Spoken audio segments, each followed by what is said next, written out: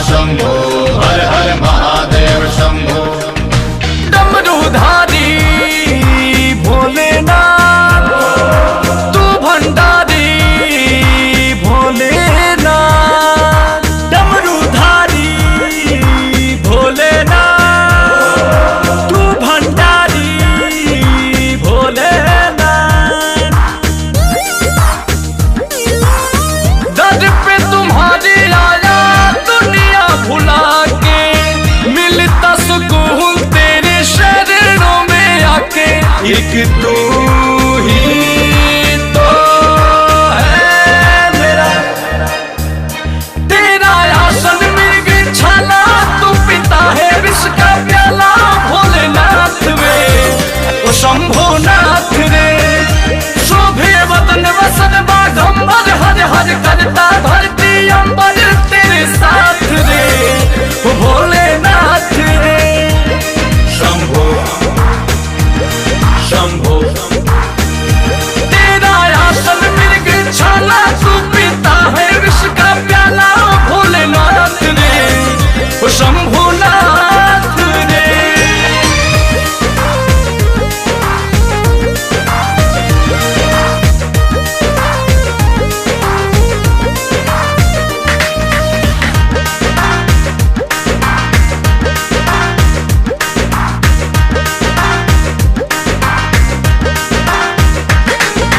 तू ही निराकार बोला, जग का आधार बोला, भक्तों का प्यार बोला।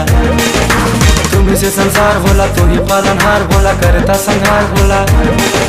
सृष्टि का सार भोला, दृष्टि अपार भोला, शशि गंधार भोला, गले सर्पहार भोला, भंगिया आहार तेरा। हो आधा रूप रहता है बस नाम तेरा, तुझसे है शाम भोला, तुझसे सवेरा।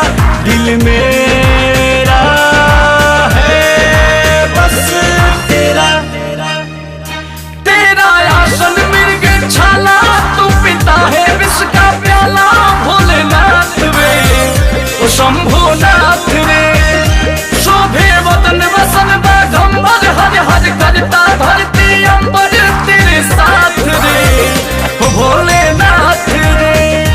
तेरा आसन मृग छाला, तू पिता है विष का प्याला। भोलेनाथ रे ओ शंभुनाथ रे।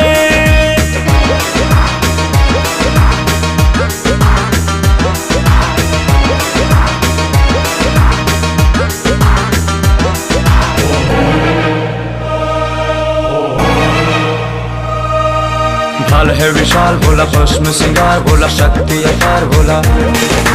शशि है लीलार भोला, त्रिशूल धार भोला, गले रुद्रमाल भोला। तू है त्रिपुरारी भोला, अर्धरूपी नारी भोला, नीलकंठधारी भोला। तू ही है कमानी भोला, गिरी पे भी हाथ तेरा। उस रजनी है भोले तेरे ही दीवाने, अंकुश राजा गाहे तेरे ही तराने। नहीं दूजा कोई आसरा, तेरा आसन मृग छाला, तू पिता है विष का प्याला। भोलेनाथ रे ओ शंभुनाथ रे, शोभे वतन वसन बाघंबर, हर हर करता धरती अंबर तेरे साथ रे ओ शंभुनाथ रे। तेरा आसन मृग छाला, तू पिता है विष का प्याला। भोलेनाथ रे ओ शंभु